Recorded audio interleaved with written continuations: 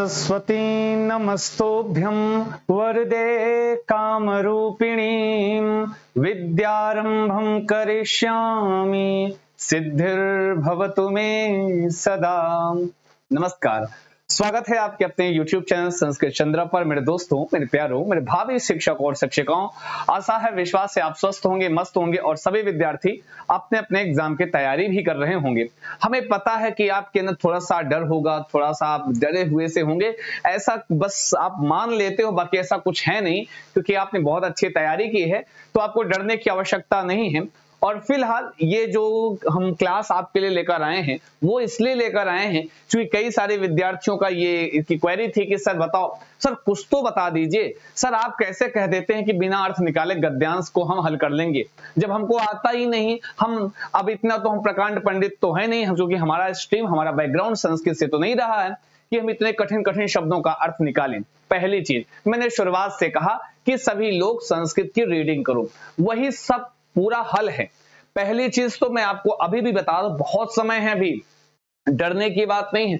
Daily अभी जो समय बचा है, डेली हमारे कहने से 5 मैं नहीं कहता ज्यादा, 5 लाइन डेली गद्यांश की पढ़ लो। अगर कहो सर हमारे पास किताब नहीं है, कहां से पढ़ें, तो हमारे संस्कृत चंद्रा के टेलीग्राम पे जाइए, वहां बहुत सारे गद्यांश हम पीडीएफ आपको मिल जाएगी।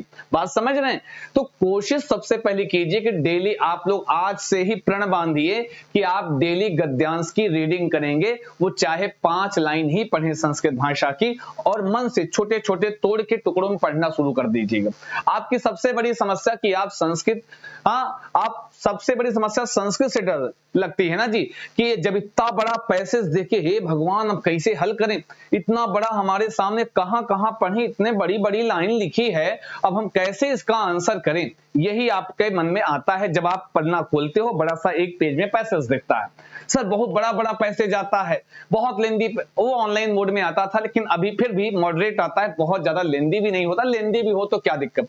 गद्यांश का मतलब होता है, आपसे वो एग्जामिनर आपसे ये जानना चाहता है, आपसे ये नहीं जानना था कि उसका अर्थ निकाल लोगे कि नहीं, उसके नीचे आप अगर अच्छे से पढ़ लिए, अगर पूरा गद्यांश अच्छे से पढ़ लिए, तो 100% आप उसका आंसर भी बहुत आसान से कर सकते हैं। आइए थोड़ा बहुत आज हम लोग वो जो 15 नंबर वाला पार्ट है, 15 अंक वाला पार्ट, जो कि गद्यांश में क्या क्या आता है, क्या क्या हमको पढ़ना है, कैसे पढ़ना है, इस गद्यांश की रूपरेखा आज हम तय कर देंगे। चिंता मत करना मेरे प्यारे विद्यार्थियों, एक क्लास देखो, गद्यांश होगी चुटकियों में हल। सच बता रहे, करके भी दिखाएंगे आपको बिना अर्थ निकाले, ठीक है। और आप जब भी कोई गद्यांश भेजो, हमारे नंबर है, हमारा व्हाट्सएप नंबर है, यू कैन शेयर, आप गद्यांश भेजिए बिना अर्थ निकाले, आपको भी बहुत टाइम है, हम करा देंगे, चिंता मत करो, ठीक है। तो आज 15 अंक हम कहां से क्या क्या आता है, 15 अंक में कैसे तैयारी करेंगे, इस पर चर्चा करेंगे। उसके पहले मैं आपको बता दूं, संस्कृत चंद्रा की जो ई बुक की पीडीएफ है वो आ चुकी है। तो मैं बार बार कह रहा हूं, जिन छात्रों को अभी भी कुछ नहीं पढ़ा है, उनको लगता है कि सर हम रिवीजन कर लें, तो ई बुक की हमारी पीडीएफ है, यू कैन, अगर आप चाहो तो ई बुक की पीडीएफ आप हमसे ले सकते हो। ये रिवीजन के लिए रामबाण होगी, महज रिवीजन के लिए रामबाण पीडीएफ है, आपके लिए 199 में है, और उसके लिए नंबर है, इसी पर कॉल या व्हाट्सएप करके आप पीडीएफ के बारे में जानकारी ले सकते हैं। हमारा टेलीग्राम ज्वाइन कर लेंगे, तो टेलीग्राम पर हम आपको प्रैक्टिस क्लास की ऑल पीडीएफ और सारी की सारी अपडेट हमारी इसी टेलीग्राम चैनल पर, नीचे डिस्क्रिप्शन बॉक्स में लिंक है, वहां पर हम बहुत चीजें आपको गाइड भी करते रहते हैं, कैसे आपको क्या करना है क्या नहीं करना है, तो ये आपके लिए इंपॉर्टेंट हो जाता है हमारा टेलीग्राम। इसी नाम से हमारा दूसरा YouTube channel Sanskrit Chandra official नाम से दूसरा यूट्यूब चैनल है, और अगर इंस्टाग्राम यूजर है तो इसको भी आप क्या करना, हमारे साथ हमको हाँ जी फॉलो कर लेना बच्चा। आइए आपको सिखाते हैं 15 अंक कैसे करें तैयारी। 15 अंक गद्यांश से 7 या 8 प्रश्न, बात समझ रहे हैं, और वही सेम टू सेम 7 या 8 प्रश्न आपका व्याकरण रहेगा। मतलब उस 15 अंक में आपका क्या क्या रहेगा, ध्यान दो, उस 15 अंक में आपका जो रहेगा बच्चा, गद्यांश से प्रश्न पूछेगा और व्याकरण से प्रश्न पूछेगा। इसी 15 अंक में गद्यांश और व्याकरण दो, पूरी रूपरेखा समझिए, 15 अंक कैसे तैयार करना है, पूरी लास्ट तक वीडियो में रहना, एक एक स्टेप पे आपने कुछ ना कुछ सीखोगे, पक्की बात है ना जी, एक एक स्टेप पे कुछ ना कुछ सीखोगे। तो जब तक हम युद्ध क्षेत्र में जा रहे हैं, हमारे उस युद्ध के बारे में जानकारी ही ना हो तो क्या मतलब है ना जी। सीधे अप्लाई नहीं करना, यहाँ अप्लाई कर लो तब वहां अप्लाई करना, ठीक है। और पूरी गारंटी देते हैं, अगर आपका गद्यांश ना हल हो जाए तो बताना, 7 से 8 नंबर व्याकरण का होता है, वही यहां से होता है 7 8 15, कुल मिला के वही आपका 15 अंक का पूरा गद्यांश वाला मामला होता है। गद्यांश कैसे हल करना है? सबसे पहली बात तो गद्यांश कभी भी अगर अर्थ नहीं आ रहा है तो कभी मैं कहता हूं अपनी तरफ से अर्थ निकालने के चक्कर में अपना समय नष्ट ना करें, समय नष्ट ना करें, ठीक है, समय नष्ट ना करें। और हमें पता है, आपको भी पता है कि सर हम पूरे गद्यांश का अर्थ निकाल, भाव समझो। जहां आप मन से एक बार, मैं क्यों कहता हूं रीडिंग करो, डेली अगर आप रीडिंग कर लिए, बच्चे में कहो कसम खा लें खाएंगे नहीं, डेली अगर आप रीडिंग करोगे गद्यांश की तो आपको 100% उसका लाभ मिलेगा। क्या लाभ होगा कि आप जब आपका गद्यांश लिखा रहेगा ना, कम से कम फ्लुएंसी के साथ जल्दी आपकी समय की बचत होगी। जितना जल्दी पढ़ोगे समय की बचत होगी। अब उसी में अटक अटक के पढ़ोगे तो समय नष्ट होगा, और अटक अटक के वही पढ़ेगा जो पहले से अभ्यास नहीं किया रहेगा। तो हम कह रहे हैं संस्कृत के गद्यांश को आज से पढ़ना शुरू कर दो। 5-5 लाइन सुबह उठ के डेली केवल बढ़िया से छोटे छोटे टुकड़ों में तोड़ तोड़ के रीडिंग करो। अभी बहुत समय है कि आपका बाकायदे एकदम बहुत बढ़िया तैयार हो जाएगा, समय बचेगा, ठीक है जी। अर्थ निकालने के चक्कर में नहीं पढ़ना है। आइए देखिए क्या क्या होगा। एक पैसेज से 7 या 8 है जी प्रश्न पैसेज से प्रश्न होता है। कितना? 7 या 8 प्रश्न किससे? एक पैसेज से होता है। बात समझ रहे हो ना जी। और दूसरा होता है 4 से 3 व्याकरण से प्रश्न, वही जो मैंने अभी आपको बताया। व्याकरण से 4 से 3 प्रश्न, उसी व्याकरण में क्या क्या आता है वो भी जान लो। 4 से 3 प्रश्न नहीं, 7 से 8 प्रश्न व्याकरण का भी होता है, उसी में आप डिवाइड कर लेना। सबसे पहले क्या करना है आपको, सर्वप्रथम नोटिस करो फटाफट। सर्वप्रथम अगर आपके सामने गद्यांश आया, सर्वप्रथम प्रश्नों को पढ़कर पेपर पर लिख लें। अब पेपर पर मतलब कहें सर, तो आपके पीछे ना स्पेस रहता है, आप चाहो तो प्रश्न का पूरा प्रश्न ना लिखो, प्रश्न भी छोटा सा होता है, आप चाहो तो प्रश्न लिख सकते हो। सबसे पहले आपको प्रश्न पढ़ना है। गद्यांश की रीडिंग से पहले क्या करना है? प्रश्न। पहले स्टेप में क्या करना है? प्रश्नों को पढ़ करके उसके जो बड़े बड़े, उसमें थोड़ा सा बड़ा की पॉइंट हो, जो भी की पॉइंट में अभी हम करके दिखाएंगे आपको, जो की पॉइंट हो उसको क्या करो, कहीं हल्का सा छोटा सा, अगर ना हो सिर्फ गद्यांश के आसपास ही छोटा सा लिख लो। ना लिख पाओ तो कम से कम सबसे पहले क्या कर, पहला स्टेप प्रश्न पढ़ना है, पहले गद्यांश नहीं पढ़ना है।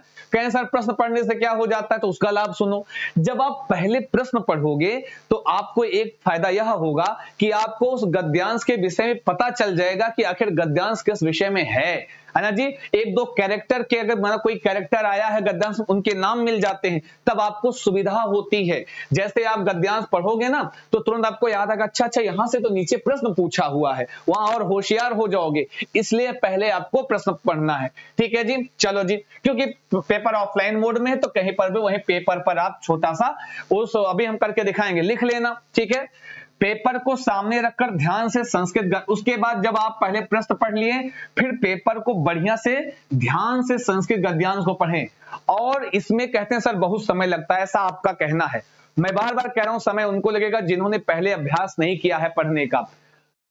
आप क्या करते हो, आपके पास प्रैक्टिस बुक होती है, आप उन्हीं में देख देख के फटाफट जल्दी जल्दी करते रहते हो, लेकिन आप पढ़ने की हैबिट नहीं डालते हो। सोचते हो कि चूंकि घर पे करते हो तो चाहे जितना टाइम लग जाए कोई मतलब ही नहीं है। तो कोशिश करो कि डेली एक पैरा पढ़ो, हमारे कहने से पढ़ लो। इसका लाभ आपको पेपर में ना मिले तो सबसे बड़ी चीज समय की बचत होगी। वो चाहे पेडागोजी के क्वेश्चन पढ़ोगे वो भी संस्कृत में रहेगा। तो संस्कृत की, अगर संस्कृत पढ़ना सीख गए तो आपको 90% समस्या समाप्त हो जाएगी गद्यांश की। ध्यान से संस्कृत गद्यांश पढ़ें। जो शब्द प्रश्नों में आए हैं उत्तर उन्हीं के आसपास मिलेगा। मैंने क्या कहा, अर्थ नहीं निकालना।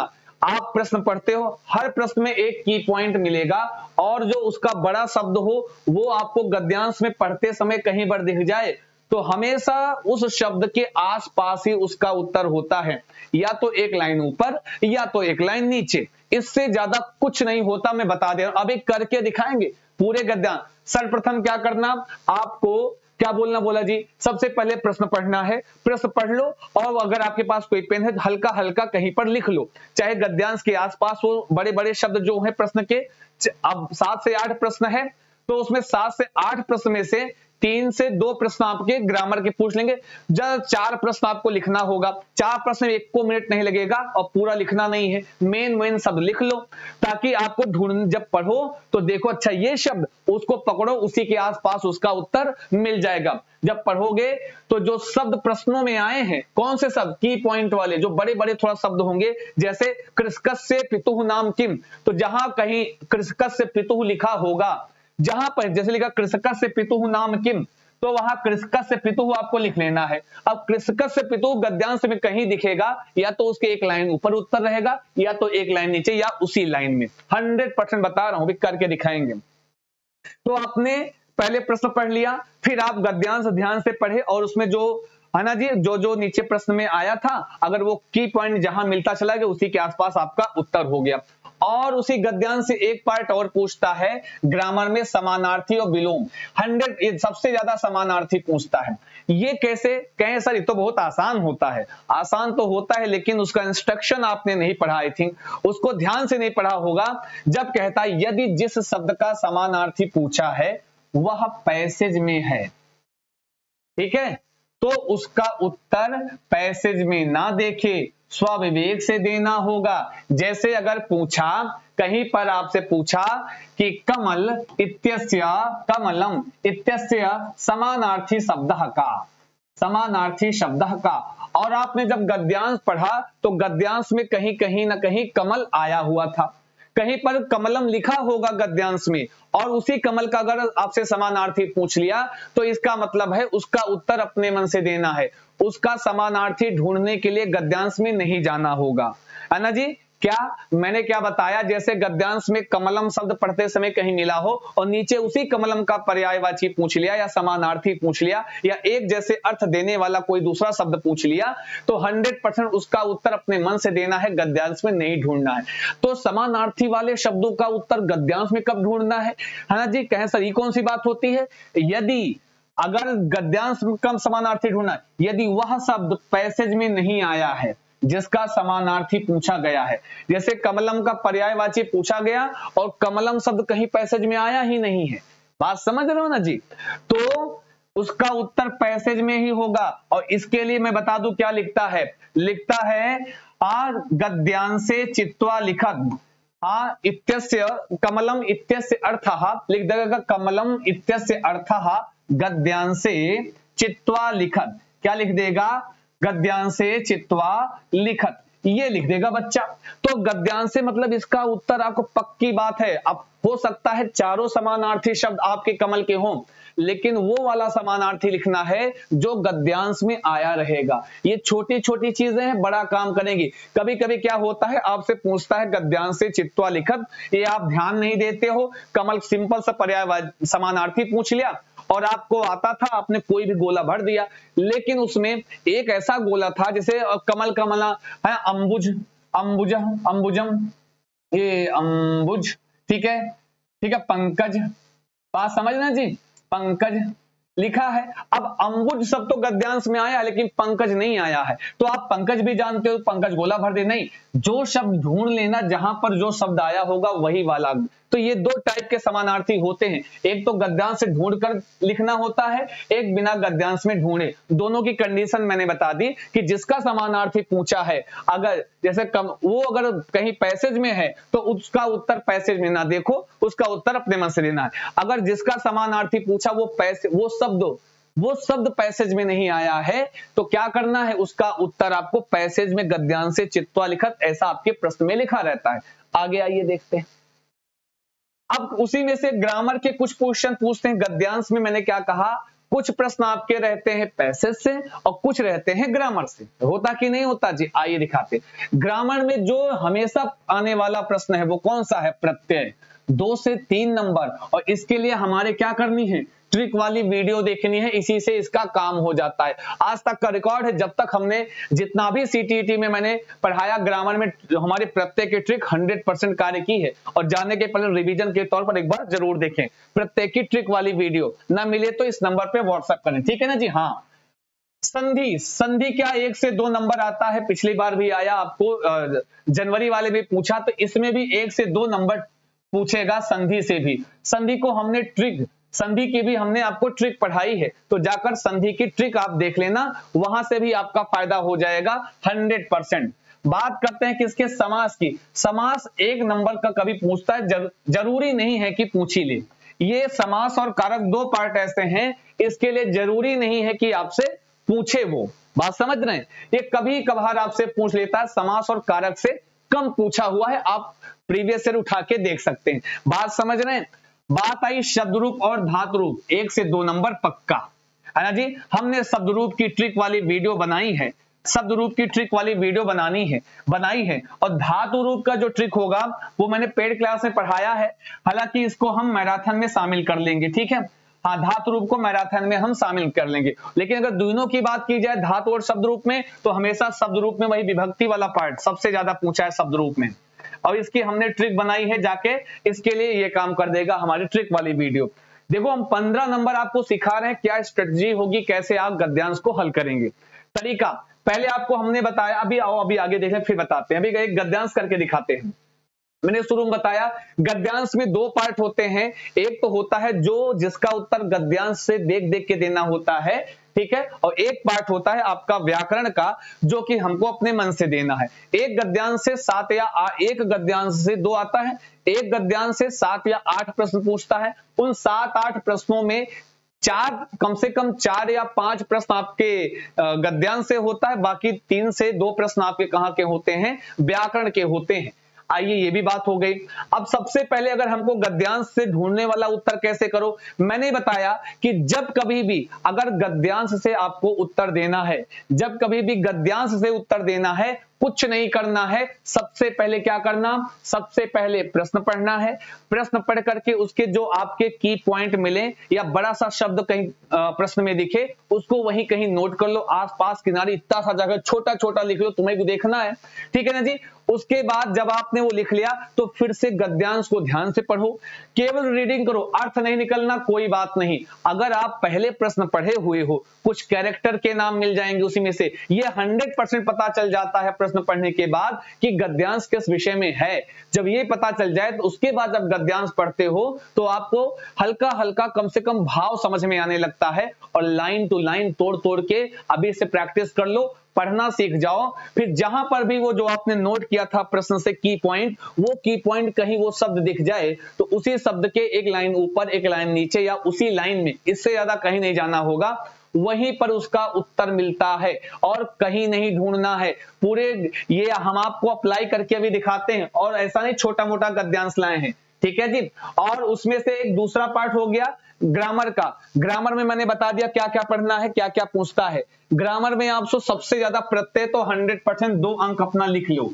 अगर आपने हमारी ट्रिक वाली वीडियो पढ़ी है तो 2 अंक आपका है, 2 नंबर आपका। जो 89 रुक जाते हैं 91 लेके आओगे, बता दे रहे हैं, वो उनके लिए बता दो जो कह रहे हैं सर हमारा 89 रुक जाता है बार बार, नहीं तो ये 2 नंबर कम से कम ऐसा ही समझो आपकी जे वाला नंबर है। हाँ 100%। संधि की ट्रिक पढ़ लो, संधि से एक प्रश्न पूछता है। ग्रामर से क्या क्या ज्यादा पूछता है हमने एनालिसिस कराया, मुझे पता है। समाज से 1 नंबर वो कभी कभार, जरूरी नहीं है कि पूछे, खासकर कारक से भी नहीं पूछता है, या कभी कभार कोई सूत्र दे दिया तो दे दिया, नहीं तो नहीं। सबसे ज्यादा प्रश्न प्रत्यय का निश्चित है, यहां से आता ही है। शब्द रूप से सबसे उसके बाद पूछता है, उसके बाद तीसरे नंबर पे संधि पूछता है, फिर धातु रूप पूछ सकता है ना जी, और अंतिम में समास और कारक की बारी आती है। बात समझ गए? ये तो हो गया ग्रामर का। एक गद्यांश हल करने में गद्यांश से प्रश्न आपने दे दिया, उत्तर दे दिया, और ग्रामर के आइए आपको हम सिखाते हैं। अब जैसे ये आपका एक गद्यांश है, छोटा मोटा गद्यांश नहीं है, मतलब इतना भी छोटा नहीं है, हाँ ठीक ठाक इसकी व्यवस्था है। या आप हमको भेजिए, आप जो करवाना चाह रहे हो हमको व्हाट्सएप कीजिए, हम करवा देंगे, ठीक है। सबसे पहले मैंने क्या कहा था, सबसे पहले प्रश्न पढ़ना है। जैसे ये देखो आपने पढ़ा, और सच्ची बता रहे हैं जो गद्यांश का क्वेश्चन होता है कभी भी 2 लाइन का होता ही नहीं, हमेशा एक लाइन में, आधी लाइन में आ जाता है। आप चाहे जितने प्रश्न उठा लो, जैसे लिखा लघु देशस्य राजा का, तो लघु देश का राजा कौन। अब यहाँ पे कहें सर की पॉइंट क्या है, यहाँ की पॉइंट है लघु देशस्य राजा। अब लघु देशस्य राजा कहीं आपको पढ़ते समय गद्यांश मिलेगा, उसी के आसपास उत्तर मिलेगा। लास्ट तक बने रहिएगा, अभी आपको एक आध चीज और एक्स्ट्रा बताएंगे हम, वो एक्स्ट्रा हम पहले बता दें फिर आगे चलें, नहीं पहले बता देते हैं तब आगे चलते हैं। हाँ इसी में शामिल हो जाए। वो एक पार्ट और आता है, कभी कभी आपके सर्वनाम का प्रयोग कैसे होता है?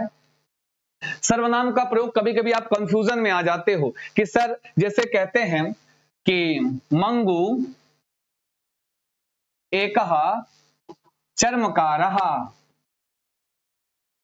तस्य पिता रामलाल अत्यंत निर्धनः। माना ऐसे आया है गद्यांश, मैं बता रहा हूं कैसे। तो यहां पर आपसे पूछ लेता है कि मंगू पितुः नाम किम, मंगू के पिता का नाम क्या था? तो मंगू एका चर्मकारः तस्य पिता। अभी जो तस्य शब्द आया है कि कहें सर यहाँ तो रामलाल तो है लेकिन मंगू भी है, लेकिन यहाँ ये मंगू के पिता नहीं कहें सर, तस्य के पिता रामलाल हैं। तस्य किसके लिए आया है? तस्य उसके, किसके?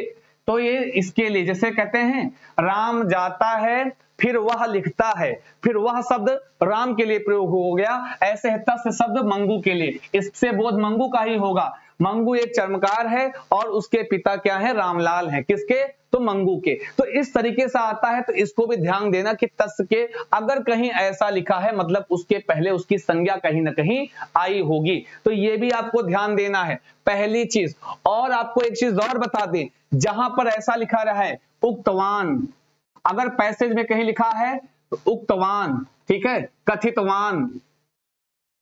कथितवान मतलब किसी का वो बोला कहा, मतलब किसी का डायलॉग है। तो कभी कभी अगर ऐसे पैसेज में कहीं लिखा है तो आपसे पूछ लेता है कि एतत् वाक्यम कह उक्तवान, यह वाक्य किसने कहा? तो जहां उक्तवान लिखा होगा उसी के आगे उसका आंसर होगा। ये अगर कहीं डायलॉग वाले गद्यांश आ गए तो उसके लिए बता रहा हूं उक्तवान कौन बोला, किसका कथन है, तो इसको बहुत ध्यान से वहां पे आपको करना है। ठीक है जी, आओ गद्यांश हल कराते हैं। सबसे पहले मैंने कहा था आपको गद्यांश का प्रश्न पढ़ना। लघु देशस्य राजा का, लघु देश का राजा कौन था? अब देखो यहीं से आपको पता चल गया कि पक्का गद्यांश में ऐसी बात होगी, कोई राजा वाजा की चर्चा है, छोटे छोटे देश की है, लघु देशस्य, लघु देश का राजा का, यहां पे आपको लघु देशस्य से मिल गया। ठीक है, आगे आओ। सुशर्मण देशम कह आगतः, सुशर्मण देश से कह मतलब कौन आया, बताओ। अब यहाँ पक्का कोई सुशर्मण होगा 100%, तो सुशर्मण के विषय में है। ठीक है जी, आओ। अब ये सब पढ़ने से हमको पता चलेगा कि ये सब हमको पात्र कहां मिलेंगे? गद्यांश में पढ़ते समय। मम राज्ये चत्वारा प्रहरण्यः सन्ति इति कह उक्तवान। अब हमारे राज्य में 4 प्रहरी हैं, ऐसा कौन उक्तवान? तो जहां लिखा रहे चत्वारा प्रहरिणः, ये देखो आया ना उक्तवान, पक्का आपको मिलेगा 100%। तो जहां लिखा होगा इसका की पॉइंट क्या है? चत्वारा, जो मेन चीज पूछा हो, चत्वारा प्रहरिण्य पढ़ते समय जहां मिल जाएगा लिखा है चत्वारा प्रहरिणः, उसी के आसपास कोई ना कोई उत्तर होगा, अभी खोज के दिखाएंगे। फिर आप पढ़ोगे अगला, चत्वारा प्रहरिणः के संति, चत्वार प्रहरी कौन थे? तो वहां पर भी जहां जहां चत्वारा प्रहरिण्य शब्द आएगा उसी के आसपास इसका भी उत्तर हम खोज के दिखाएंगे गद्यांश में। चतुर्नाम, यहां से आपका व्याकरण स्टार्ट हो गया। क्या स्टार्ट हो गया बच्चा? ग्रामर स्टार्ट हो गया। तो ग्रामर का प्रश्न तो अपने मन से देना है। आइए हम आपको, देखो मैंने पढ़ा नहीं है गद्यांश, अब आइए केवल हम गद्यांश थोड़ा पढ़ेंगे। कहें सर टाइम लगता है, अभी से पढ़ोगे तो टाइम भी नहीं लगेगा। जैसे हम अर्थ नहीं बताएंगे, हम आपको बिना अर्थ निकाले सिखा रहे हैं। सुशर्मा कस्यचन लघु देशस्य राजा, सुशर्मा किस नहीं बताना है। प्रजानां सुखम कथम स्यात् इति सर्वदा चिन्तयति स्म सः, अथ कदाचित् इंदुधरः नाम राजा तस्य देशम आगतः, उभौ अपि विहारार्थं गतौ, तदवसरे सुशर्मा अपृच्छत् देशः तु मम देशात् अपि सुविशालः, तथापि भवतः राज्ये शांति सुखादयः, तोड़ तोड़ के पढ़ो, अधिकाः कथम मम राज्ये शांति सुख, देखो यहाँ पे शांति सुखादिकम वर्धयितुम मया किम करणीयम इति मम राज्ये चत्वारा प्रहरणाः सन्ति, तेषां कारणतः सुख शांत्यादयाः मम देशे स्थिराः इति अवदत् इंदुधरः, इति अवदत् इंदुधरः। पढ़ो ध्यान से, चत्वारा प्रहरिणः एव किम समग्रम सुख शांत्यादि व्यवस्थां निर्वहन्ति, महते आश्चर्याय एतद्, अहम तैः सह समालोचितुम् इच्छामि, तेषां मार्गदर्शनं प्राप्य मम देशे अपि योग्यां व्यवस्थां परिकल्पयिष्यामि कृपया तेषां मेलनाय अनुज्ञा दीयताम् इति प्रार्थितवान् सुशर्मा। तदा हसन् उक्तवान् इंदुधरा, संभाव्यते तेषां मेलनं न। कथं तत्? आश्चर्येण अपृच्छत् सुशर्मा। यतः ते सन्ति अमूर्तरूपाः मया न अवगतः भवतः कथनस्य आशयः। अमूर्ताः कथं प्रहरिकार्यं कर्तुम् अर्हेयुः? ते सन्ति सत्य प्रेम, देखो तोड़ तोड़ के पढ़ो, सत्य प्रेम न्याय त्यागाः ते एव मम देशस्य प्रहरिणः। ते असत्यात् घृणातः अन्यायात् स्वार्थात् च मम महादेशस्य च रक्षणं कुर्वन्ति। ते चत्वारः अपि मम मद्देशस्य च रक्षणं कुर्वन्ति। ते चत्वारः अपि शक्तिमन्तः यथा स्युः यत्तथा व्यवस्थाम् अहं करोमि। सामर्थ्यं प्राप्य ते चत्वारः देशं सुष्ठुतया परिरक्षन्ति। मम तु पूर्णम् अवधानं भवति तेषां चतुर्णां पोषण विषये। क्षणं विचिन्त्य अवदत् सुशर्मा, युक्तम् उक्तं भवता। मम देशे अपि तेषां पोषणीय योग्यां व्यवस्थां करिष्यामि। ततः मम देशः अपि अचिरात् एव शांति सुखोपेतः भवितुम् अर्हति इति। देखो जी, हमने केवल पढ़ा है, ऐसे आपको भी लेकिन ध्यान से केवल एक बार पढ़ो, चिंता मत करो। उसके बाद केवल हम जो जो तरीका अपनाए हैं वही बताओ। पहला है लघु देशस्य राजा का। अब हमको तो स्लाइड ऊपर नीचे ले जानी पड़ती है, आपके सामने पन्ना रहेगा और आसानी होगी। अब लघु देशस्य जहां दिख जाए वहीं पर हमको आंसर करना है। अब तुम लोग करो आंसर। सुधर्मा सुवर्मा सुशर्मा सुश्रुतः। तो लघु देशस्य राजा कहा, आइए देखते हैं। जहां लिखा होगा लघु देशस्य राजा, उसी के आसपास उत्तर होगा। लघु लिखा है लघु देशस्य राजा, सुशर्मा कस्यचन लघु देशस्य राजा। अब आप देखो चार ऑप्शन में कहीं सुशर्मा कस्यचन में से कुछ है तो आप देखोगे सर कुछ आपको 1% का अर्थ नहीं आ रहा है, तब भी बता रहे हैं। तुरंत देखो तो सुधर्मा सुवर्मा सुशर्मा, तो वहां पे आपने देखा पहली लाइन में सुशर्मा था, तो आपका बी वाला इसको बी इसको सी बना लो, तो सी वाला एकदम राइट हो गया। आगे चलते हैं, ऐसे ही करना है और ना आए तो कमेंट बॉक्स में करके बताना। हमको आप बताओ कितना कठिन वाला कराना है, लेकिन आपकी एक जिम्मेदारी है, तब आसान हो जाएगा जब आप डेली 5 लाइन संस्कृत भाषा की पढ़ोगे। सुशर्मणः देशम कः आगतः, बताओ सुशर्मा के देश कौन आया, ये तो ना कह आगता। तो जहां सुशर्मणः देशम लिखा होगा, कहीं पर देशम शब्द आया हो, सुशर्मणः आया हो, इसका उत्तर वही मिलेगा। इंदुधरा हलधरा बिंदुधरा चक्रधरा, इसमें से कौन था? तो आइए देखते हैं ना जी, हम लोग पैसेज में सुशर्मणः देशम कहीं लिखा हुआ है, सुशर्मणः देशम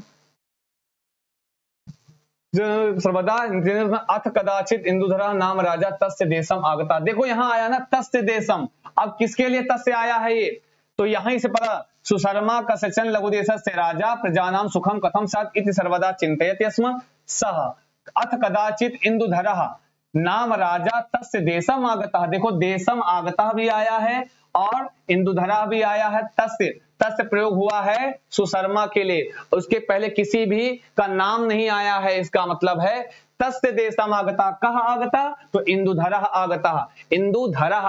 तो सीधा सीधा आपको उसी लाइन में उत्तर मिल जा रहा है, टेंशन लेने की आवश्यकता नहीं है। और सच बता रहे सारे पैसेज ऐसे ही हल होंगे। और आओ जल्दी लास्ट तक बने रहो, और भी आपको निंजा टिप्स ट्रिक सिखाएंगे, निंजा एकदम लल्ला भी रुके तो बहुत कुछ बताएंगे। मम राज्ये चत्वारा प्रहरिणः सन्ति इति कः उक्तवान। अब देखो बच्चा, अब उक्तवान को ही कह सकते हो कथितवान, है ना जी, है ना जी। तो बताओ देखते हैं, मम राज्ये चत्वारा, अब आपको इसमें क्या देखना है, चत्वारः प्रहरिणः, ठीक है, मम राज्ये, तो मम राज्ये चत्वारा प्रहरिणः, ये शब्द जहां मिल जाए वही उत्तर होगा। इंदुधरः कृष्णः सुशर्मा गोपालः। तो आइए देखते हैं कि मम राज्य चत्वारा, आपको और आसानी होगी इसको ढूंढने में, है ना जी, और आसानी होगी क्योंकि आपके पास पेज पलटते रहोगे, कोई दिक्कत नहीं होगी, ठीक है। तो मम राज्य ये देखो, मम देशे या मम राज्य चत्वारा प्रहरिणः सन्ति, कितने प्रहरी थे, ऐसा किसने कहा था, तेसाम का। अब देखो ये तो मिल गया हमको चत्वारा, लेकिन इसका उत्तर या तो एक लाइन ऊपर या तो एक लाइन नीचे या उसी लाइन में। तो राज्य शांति सुखादिकम वर्ग मया किम करणीयम इति मम राज्ये चत्वारा प्रहरिणः सन्ति तेसाम कारणतः सुख शांत्यादयः मम देशे स्थिराः इति अवदत् इंदुधरः। ऐसा किसने कहा था, इंदुधर ने कहा था। इति अवदत्, उक्तवान मतलब कहा और अवदत् मतलब कहा, कौन, इंदुधरः। तो आइए देखते हैं ऑप्शन में इंदुधरः है, कहोगे हाँ सर ए वाला राइट है, बिल्कुल एकदम बढ़िया। ऐसे ही लल्लन टॉप तरीके से आपका गद्यांश हल होगा, चिंता, और इसको कम से कम 5 गद्यांश पे आपको ट्राई करना है, 5 गद्यांश पर आपको ट्राई करना है, ताकि हम जब गद्यांश की मैराथन लेकर आए तो उसमें टकाटक उत्तर करो, है ना जी। चत्वारा प्रहरिणः के सन्ति, हाँ तो अब चत्वारा प्रहरिणः के सन्ति ऑप्शन देख लो, सत्य दया न्याय त्यागः धृति सन्य त्यागः। सत्य तोड़ तोड़ के पढ़ना है, देखो सत्य दया न्याय त्याग, इकट्ठा पढ़ोगे तो गड़बड़ा जाओगे बच्चा। सत्य दया न्याय त्याग, सिंपल सा, मैंने बार बार बताया तोड़ तोड़ के। धृति सत्य न्याय त्याग, सत्य प्रेम न्याय त्याग, सत्य विराग न्याय और त्यागा। आइए देखते हैं चत्वारा प्रहरिणः, आइए देखते हैं मेरे प्यारे छात्रों। देखो यहां पर आया है चत्वारा प्रहरिणः, लेकिन यहां पर उसका उत्तर आपको नहीं दिखेगा, हो सकता है कहीं और भी लिखा हो चत्वारा प्रहरिणः। आइए देखते हैं, ये लिखा है चत्वारा प्रहरिणः एव किम समग्रम सुख शांत्यादि व्यवस्थां निर्वहन्ति महते आश्चर्य एतद् अहम तैः सह समालोचयितुम् इच्छामि। और देखो कहां पर, यहां इसका उत्तर नहीं आ रहा है। मम देशे योग्यां व्यवस्थां परिकल्पयिष्यामि कृपया तेषां मेलनाय अनुज्ञा दीयताम् इति प्रार्थितवान् सुशर्मा, ठीक है। तदा हसन उक्तवान् इंदुधरः संभाव्यते तेषां मेलनं न कथं तत् आश्चर्येण पृच्छत् सुशर्मा यथा ते सन्ति अमूर्त रूपाः मया न अवगता भवता कथनस्य आशयः। तो यहाँ पे देखो और आगे बढ़ो, फिर ये देखो यहीं पर अमूर्ता कथम प्रहरी कार्यम कर्तुम अर्हेयु, देखो यहीं पर मिल जाएगा बच्चा, कौन से थे, इन्होंने कहा कि वो अमूर्त हैं, कथम प्रहरी कार्यम कर्तुम अर्हेयु ते सन्ति सत्य प्रेम त्यागाः, वो कौन से थे, वो देखो आया ना सत्य प्रेम न्याय और त्याग, यहीं पर उसका उत्तर मिल जाएगा। और 4 ऑप्शन में देखोगे तो सत्य प्रेम न्याय त्याग जहां लिखा होगा, ये लिखो ते मम देशस्य प्रहरिणः, देखा ना जी, वो कस्य देशस्य, कौन बोला था, सत्य प्रेम न्याय। देखो मैंने कहा या तो उसी लाइन में या तो उसी लाइन के नीचे, ते एव मम देशस्य प्रहरिणः, कौन से, सत्य प्रेम न्याय और त्याग। आइए देखते हैं 4 ऑप्शन में से जहां लिखा सत्य प्रेम त्याग और न्याय। सत्य के बाद इसमें दया दिया है तो गलत हो गया, सत्य ये भी गलत है, धृति सत्य प्रेम न्याय और त्याग सी वाला राइट। के संति कौन से, एव मम प्रहरणीय, यही इनके प्रहरी थे, सत्य प्रेम न्याय और त्याग, ऐसे उत्तर। अब देखो यहाँ पे चतुर्नाम, अब देखो कहेंगे सर यहाँ पे आपको बताइए, हमको विभक्ति में हमको ट्रिक पढ़ाया है, तो सुन लो, हमने आपको विभक्ति की ट्रिक पढ़ाई है, संस्कृत चंद्रा के यूट्यूब पर मिल जाएगी शब्द रूप। मैंने कहा था देखो ट्रिक हमारे, अच्छा हम नहीं बताएंगे, तुम लोग बताओ हमारी ट्रिक काम कर रही है कि नहीं काम कर रही है, एक बार आप ही लोग बता दो, हमें नहीं बताना है, हम काहे बताएं, तुम खुद बताओ कि क्या हमारी ट्रिक काम कर रही है, तो कहोगे हाँ सर ट्रिक काम कर रही है। पूछो कैसे, क्योंकि हमने आपको बताया था अगर अंतिम में नाम या फिर नाम की ध्वनि आए बोलने के बाद तो वहां पे षष्ठी का बहुवचन होता है, यही तो बताया था मैंने, बोलो हाँ कि ना, अरे हाँ भाई हाँ, तो मैंने सीधे सीधे जहां नाम देखा षष्ठी मारा, और वचन भी पूछा हो तो आप बता देते कौन सा, बहुवचन, क्योंकि हमने बताया है नाम अंतिम में से बाल का नाम है, रामा रामाणाम चतुर्नाम ऋषिणाम, राम और नाम की ध्वनि आए तो षष्ठी का बहुवचन होता, बताया है मैंने।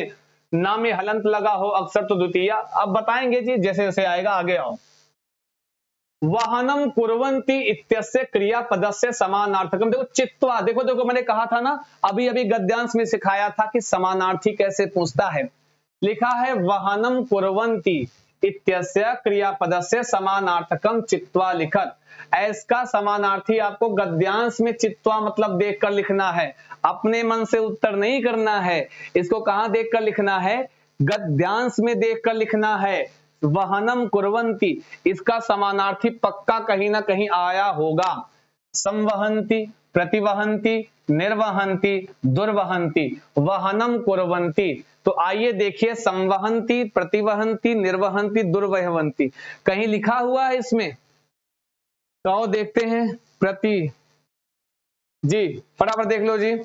भयूतम अर्हति करिष्यामि, परिरक्षन्ति, सामर्थ्यम सुष्ठः शक्तिमंता रक्षणम कुर्वन्ति। नहीं, ये नहीं है। आपको बताओ, इसका समानार्थी वहां से देख के लिखना है। रक्षणम कुर्वन्ति, हाना जी आ जाओगे।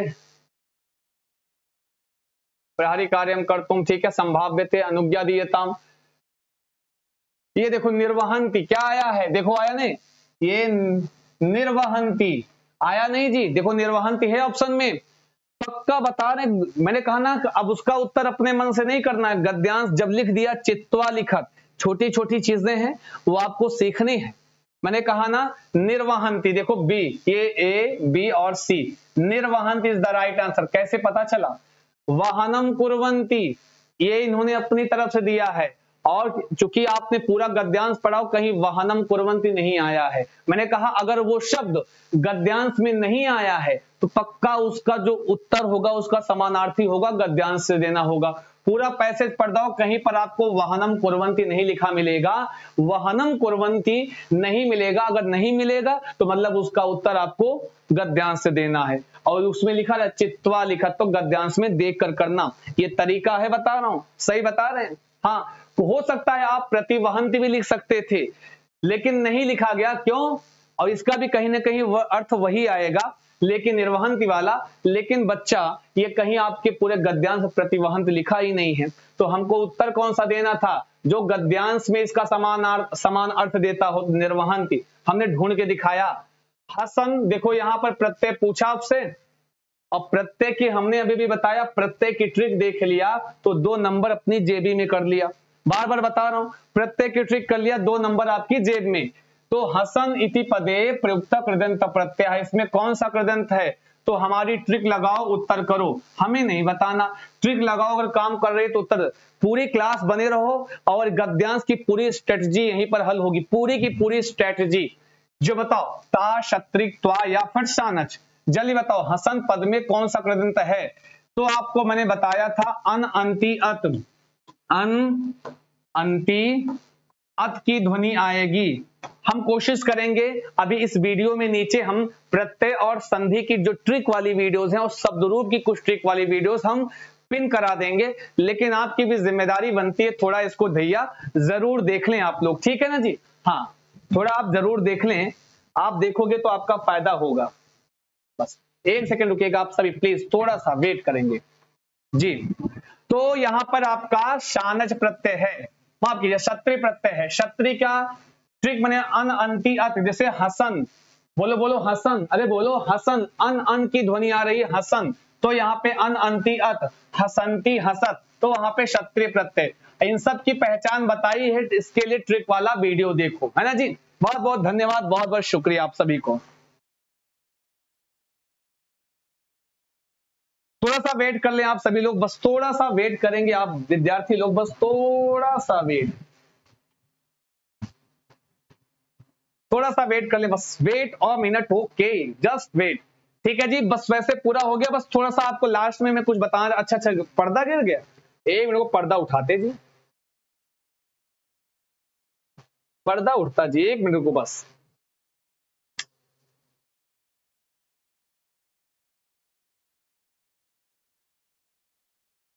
एक मिनट, थोड़ा सा वेट कर लें आप लोग। क्षत्रिय, इसी तरीके से आपको पूरा गद्यांश हल करना है, और आपकी जिम्मेदारी है कि कम से कम 5 गद्यांश आप हल करोगे इस ट्रिक्स के माध्यम से।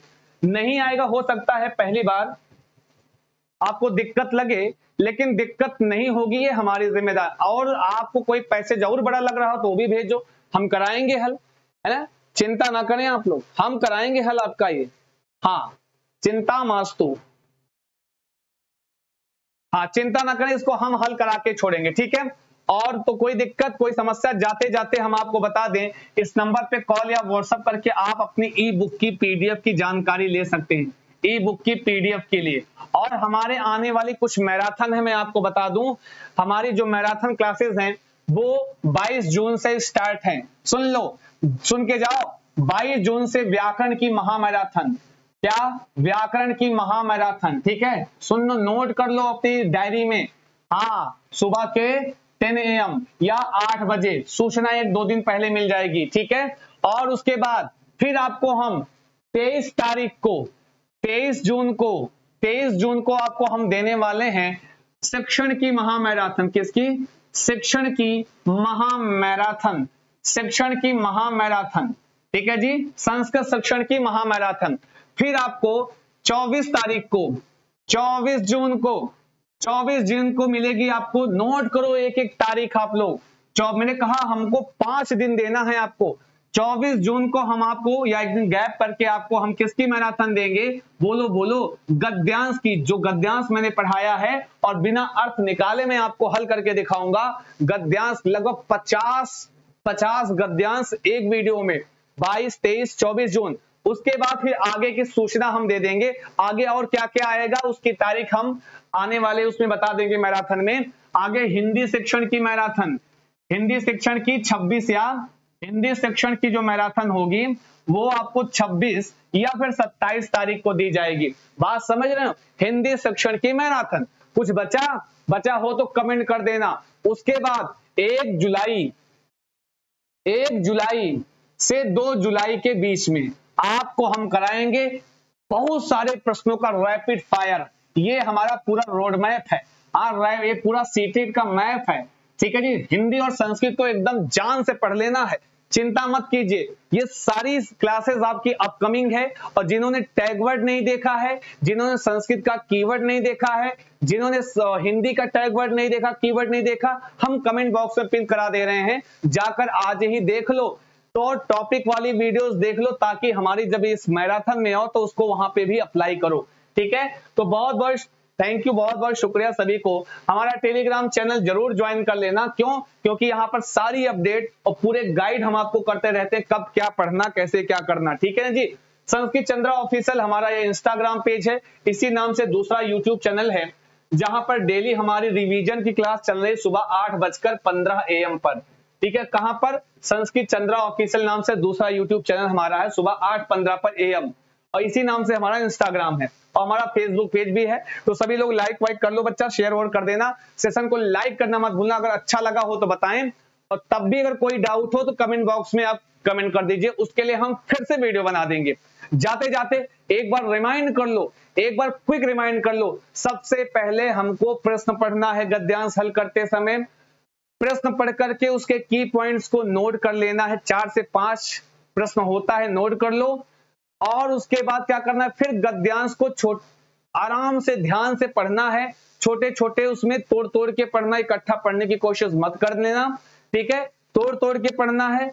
फिर आपको उस जहां जहां उस प्रश्न का की पॉइंट लिखा हुआ मिले, उसी के आसपास उसका उत्तर मिल जाता है। और व्याकरण के लिए मैंने बता दिया, प्रत्यय की ट्रिक देख लो, संधि की ट्रिक देख लो, विभक्ति और शब्द रूप की ट्रिक देख लो, उसके बाद धातु रूप पढ़ा देंगे, उसको देख लो, वहीं से काम हो जाएगा। समानार्थी कैसे हल करना है वो तरीका मैंने बता दिया, उसको देख लो। संपूर्ण वीडियो को बहुत ध्यान से देखना। थैंक यू सो मच, नमस्कार, शुभम भूयात, all the best, thank you so much.